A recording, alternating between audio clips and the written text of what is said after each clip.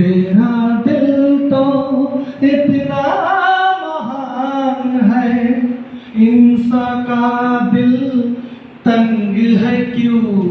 ঈশ্বর আল্লাহ তোমার ধরনী হিংসা কিয় বা ঘৃণা কিয় তোমার হৃদয় মমতাৰে ভৰা আমাৰ হৃদয় এশলৈকে লিখিব নোৱাৰে কিন্তু লগৰবোৰে পাৰে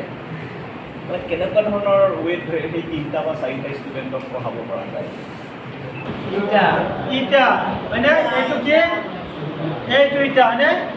ইটা গতিকে হস্ৰই দি আমাৰ ইটা হয় আৰু কি হয় কোৱাচোন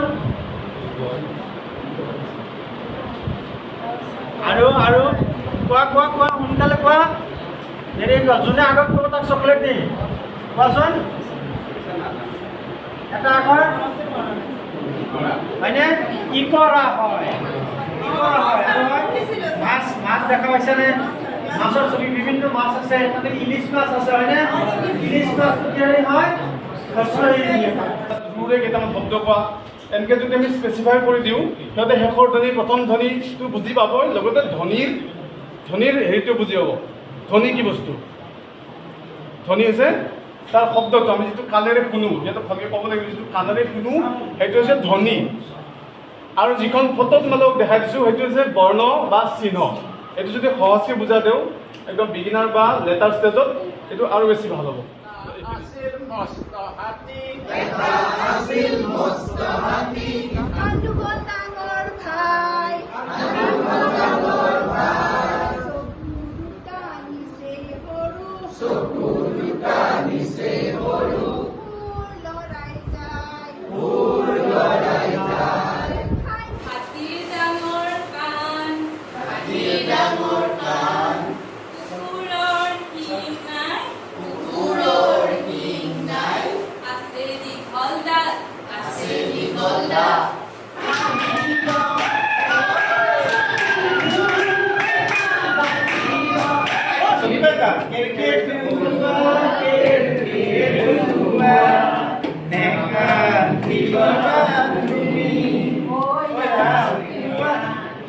মানে কথাটো কণ্টেক্সট কি হ'ব পাৰে সেইটো আলোচনা কৰি ইহঁতে অৰ্থটো অনুধাৱন কৰিব কেনেকুৱা ধৰণৰ এক্টিভিটি কিছুমান